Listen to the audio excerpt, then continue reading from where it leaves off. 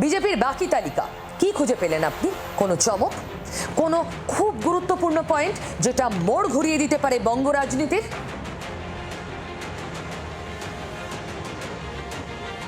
রূপাদি, প্রথমেই অভিনন্দন প্রার্থী হওয়ার জন্য। Thank you. কখন জানতে পারলেন যে আপনি প্রার্থী হচ্ছেন? টিভিতে। আচ্ছা, আগে জানতেন না? কোনো আভাস পান? না, আমি কনফার্ম কিছু জানতাম না। আমাকে জিজ্ঞাসা করা ছিল লড়বো কি না। আমি দেখলাম যে আপনারা বললে মানুষ অনেক বিপর্যস্ত হয়েছে পশ্চিমবঙ্গে নানানভাবে, অন্য বিরোধী দল করি বলে। তো সেখানে মানুষের পাশে দাঁড়ানোটা একটা কাজ বলেই আমি মনে করি। সোনারপুর দক্ষিণের মানুষ কিন্তু, এবং সেখানকার গ্রাম পঞ্চায়েতগুলো একাধিক দুর্নীতি নিয়ে সরব সাধারণ মানুষ। অনেকগুলো সমস্যা ওখানে, অনেকগুলো দুর্নীতি সমস্যা, রাস্তাঘাট সমস্যা, ড্রেন সমস্যা, স্বাস্থ্যকেন্দ্র সমস্যা, অনেকগুলো সমস্যা। ওখানে আমার যাতায়াতের অভ্যেস আছে। তাছাড়া তারপরে এই রাজনীতিতে ঢোকার পরে কার্যকর্তাদের সঙ্গে বহু আন্দোলনে ওখানে সব জায়গায় আরো বড় বড় কতগুলো সমস্যা আছে। ওখানে খুব বাজি ফ্যাক্টরি আছে এবং তাতে প্রচুর বাচ্চা মারা যায়, বারবার ব্লাস্ট হয়, আর তাতে ওই বাচ্চাগুলোকে চাকরির কাজ দেয়। আর আসলে কাজ নেই না, প্রবলেম হয়ে গেছে। মূল ইস্যু কি হবে নোয়াপাড়ার আপনার? দেখুন, পুরো বাংলায় একই ইস্যু আছে। চাকরি নেই, ইনফ্রাস্ট্রাকচার নেই, কোনো ইন্ডাস্ট্রি হচ্ছে না, তোলাবাজি, এক্সটর্শন, চাকরি চুরি। আপনার যিনি একেবারে বিরোধী রাজ্যের শাসক দলের প্রার্থী, তাকে কি বার্তা দেবেন? দেখুন, তাকে এটাই বার্তা দেব কি জিটিএ চাকরি দেওয়ার নাম করে যত টাকা নিয়েছে সেটা ফেরত দিক। কেন মমতা ব্যানার্জি ওর নামে কেস করেছিল। কোনো একদম গ্রাফেই রাখছেন না, কোনো প্রতিদ্বন্দ্বী হওয়ার যোগ্যতা নেই ওর মধ্যে। এই মানুষকে, নোয়াপাড়ার মানুষের কাছে কি মেসেজ যদি দেন আজকে প্রথম দিনের? একেবারে মানুষের কাছে একটাই মেসেজ,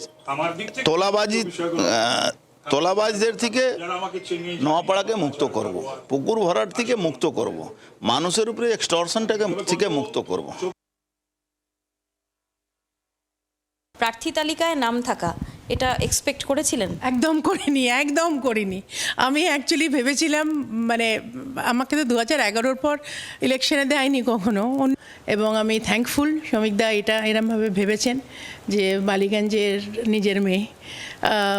তো সেজন্য আমার চেনা জায়গা, চেনা কার্যকর্তা, লড়াই তো হবে, কারণ ওপারটা তো চেনা হলেও ডেঞ্জারাসভাবে চেনা আর কি। তৃণমূলকে তো এখন 15 বছরে আমরা সবাই চিনে গেছি, এবং শোভনদেব চট্টোপাধ্যায় এত সিনিয়র নেতা, অন্যতম ভদ্র কম্পারেটিভলি অন্যদের থেকে, কিন্তু তাহলেও উনি তো রাজ্য সরকারের প্রতীক, এবং মমতা ব্যানার্জিরই মতন অনেক কথাবার্তা বলেছেন যেগুলো মানুষকে হার্ট করেছে। তো সেইগুলো তো ডেফিনেটলি আমি তুলে ধরবো।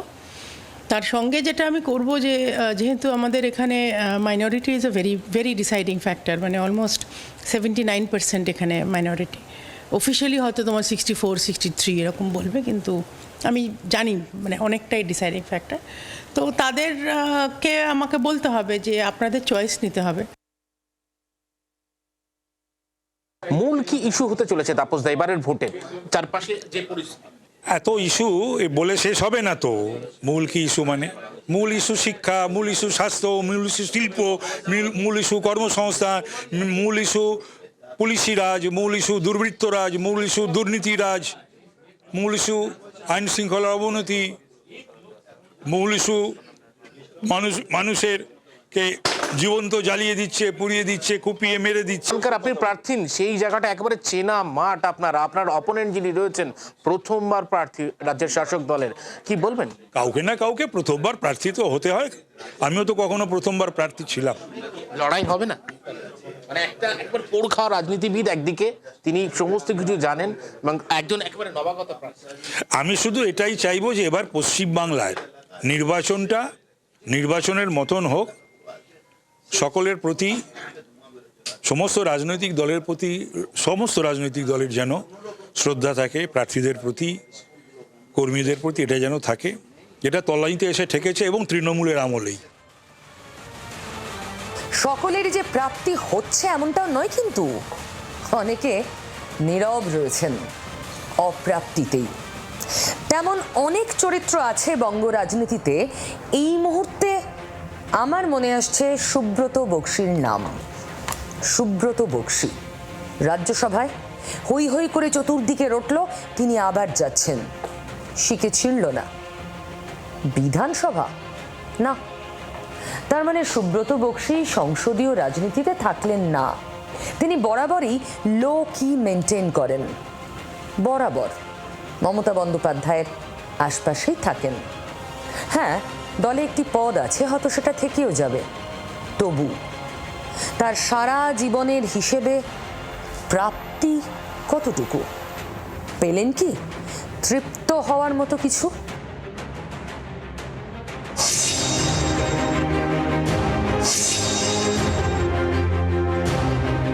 মমতা বন্দ্যোপাধ্যায়ের অত্যন্ত আস্থাভাজন।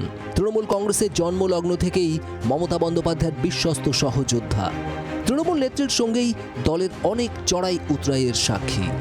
মিটিং, মিছিল, জনসভা, দলীয় কর্মসূচি সর্বক্ষণ মমতা বন্দ্যোপাধ্যায়ের পাশে দেখা যায় সুব্রত বক্সীকে। ২৬-এর বিধানসভা ভোটের প্রার্থী তালিকা ঘোষণার সময়ই এক পাশে অভিষেক বন্দ্যোপাধ্যায় আর আরেক পাশে সুব্রত বক্সীকে নিয়ে সাংবাদিক সম্মেলন করেছেন মমতা বন্দ্যোপাধ্যায়। তৃণমূলের সর্বভারতীয় সাধারণ সম্পাদক অভিষেক বন্দ্যোপাধ্যায়ও দলের রাজ্য সভাপতি সুব্রত বক্সীকে পাশে বসিয়েই গুরুত্বপূর্ণ সাংগঠনিক বৈঠক করেন। কিন্তু মমতা বন্দ্যোপাধ্যায়ের সব সময়ের ছায়াসঙ্গী ও বিশ্বাসভাজন সেই সুব্রত বক্সীর তৃণমূলের গুরুত্ব নিয়েই প্রশ্ন উঠছে। কারণ সংসদীয় রাজনীতি থেকে তৃণমূলের রাজ্য সভাপতির বিদায়।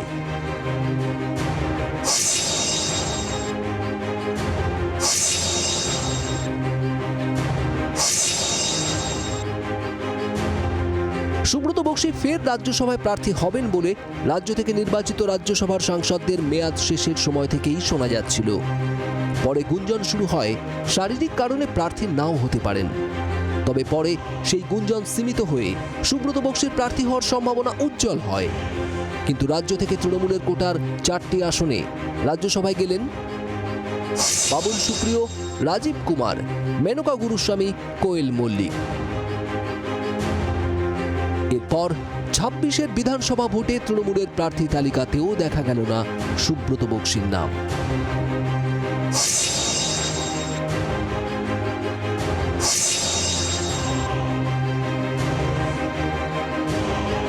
তৃণমূলের অনুগত সৈনিক, যুব কংগ্রেসের সময় থেকে মমতা বন্দ্যোপাধ্যায়ের ছায়া সঙ্গী সুব্রত বক্সী। সংকটের মুহূর্তে দলের ক্রাইসিস ম্যানেজার। আজীবন নিজেকে গুটিয়ে রাখতেই ভালোবাসেন তিনি। সংবাদ মাধ্যমের সামনে কার্যত তাকে দেখাই যায় না। তবে তৃণমূলের দলীয় সংগঠনে তার ভূমিকা অনস্বীকার্য। সংসদীয় রাজনীতিতেও অভিজ্ঞ সুব্রত বক্সী। ২০২০ সালে তৃণমূলের রাজ্যসভার সাংসদ হন। ২০১১ ও ২০১৪ সালে কলকাতা দক্ষিণ লোকসভা কেন্দ্র থেকে সাংসদ হয়েছিলেন। রাজ্যের বিধায়ক ও মন্ত্রী ছিলেন। সেই সুব্রত বক্সী আর সংসদীয় রাজনীতিতে রইলেন না। মমতা বন্দ্যোপাধ্যায়ের প্রতি তার গভীর শ্রদ্ধা রয়েছে। তৃণমূল নেত্রীর প্রতি তার আবেগ অনেকবার প্রকাশ পেয়েছে। তৃণমূল সূত্রে জানা যায় ২০২০ সালে দলীয় ভার্চুয়াল বৈঠকে অনেকে তার মৃত্যু কামনা করে বলে মন্তব্য করেছিলেন মমতা বন্দ্যোপাধ্যায়। নেত্রীর কথা শুনেই কেঁদে ফেলেছিলেন সুব্রত বক্সী। আবার ২০২৩ সালে তৃণমূলের রাজ্য সভাপতি পদ ছেড়ে দেওয়ার প্রস্তাবও দিয়েছিলেন। সুব্রত বক্সীর কথা শুনেই তাকে থামিয়ে দিয়ে মমতা বন্দ্যোপাধ্যায় সাফ জানিয়ে দেন এই বিষয়ে আলোচনার দরকার নেই। তৃণমূলের বক্সিদা বলে পরিচিত দলের রাজ্য সভাপতির সংসদীয় রাজনীতিতে না থাকা নিয়ে শাসক দলকে আদি নব্য কটাক্ষে বিঁধেছেন বিজেপির শুভেন্দু অধিকারী। যারা তৃণমূল কংগ্রেসটা তৈরি করেছিল সেই নেতাকে আজকে অবসরে পাঠানো হচ্ছে। বাবুল সুপ্রিয়, কোয়েল মল্লিকদেরকে, মেনকা গুরুস্বামীদেরকে আর রাজীব কুমারের মতো টেন্টেড একজন কুখ্যাত আইপিএসকে জায়গা করে দেওয়ার জন্য সুব্রত বক্সীকে আজকে বাধ্যতামূলক অবসরে পাঠানো হচ্ছে। এটা পশ্চিমবঙ্গের রাজনীতিতে খুব পীড়াদায়ক। দলের রাজ্য সভাপতির পদ রইল সুব্রত বক্সীর। তবে সংসদীয় রাজনীতিতে তিনি আর না থাকায় চর্চা শুরু হয়ে গেল রাজ্য রাজনীতিতে।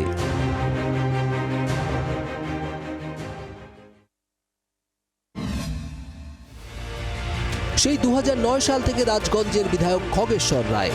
দল যে তাকে এবার প্রার্থী করবে না তা প্রার্থী তালিকা ঘোষণার আগে বুঝতেই পারেননি। মঙ্গলবার রাজগঞ্জের তৃণমূল প্রার্থী হিসেবে সত্য দলে যোগ দেওয়া অ্যাথলিট স্বপ্না বর্মনের নাম ঘোষণা হতেই ক্ষোভে ফেটে পড়েন বিধায়ক খগেশ্বর রায়। দলের জেলা চেয়ারম্যানের পদ ছাড়ার কথাও ঘোষণা করেন। আমি জলপাইগুড়ি জেলার তৃণমূল কংগ্রেস চেয়ারম্যান আমি চাই না, যেহেতু দল আমার প্রতি অবিচার করেছে, সেখানে আমি এই দলের পদ থাকবো। অনেকেই তো দল ছাড়ছে, পদ ছাড়ছে, প্রত্যেকে পদ ছাড়বে, আমি থাকবো না। আমার যারা আছে এখন দল করে তারা প্রত্যেকে দল ছাড়বে। মঙ্গলবার বিদ্রোহী খগেশ্বর বৃহস্পতিবারই আমূল পাল্টে গেলেন। জানালেন মমতা বন্দ্যোপাধ্যায় নিজে ফোন করেছেন তাকে, আর এতেই তিনি আপ্লুত। বৃহস্পতিবার তৃণমূল প্রার্থী স্বপ্না বর্মনের সমর্থনে প্রচারেও নেমে পড়লেন।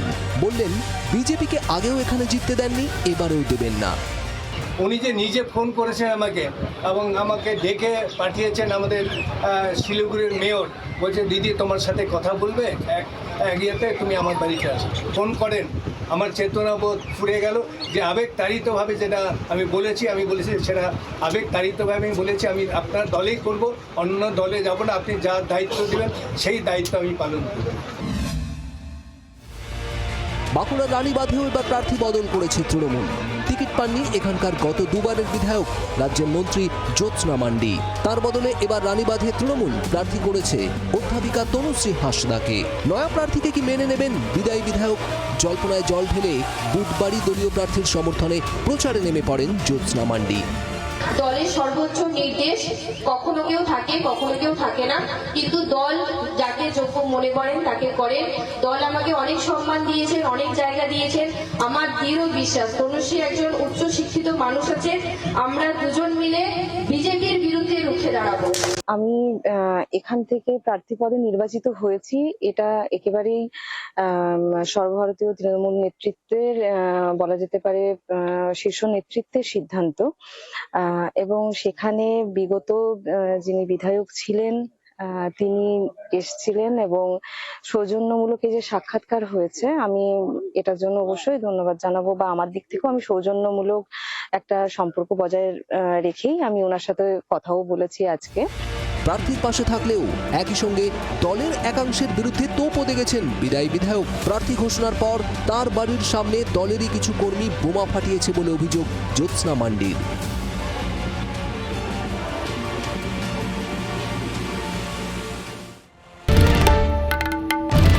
বাংলার আওয়াজ, বাঙালির আবেগ, জি 24 ঘন্টা।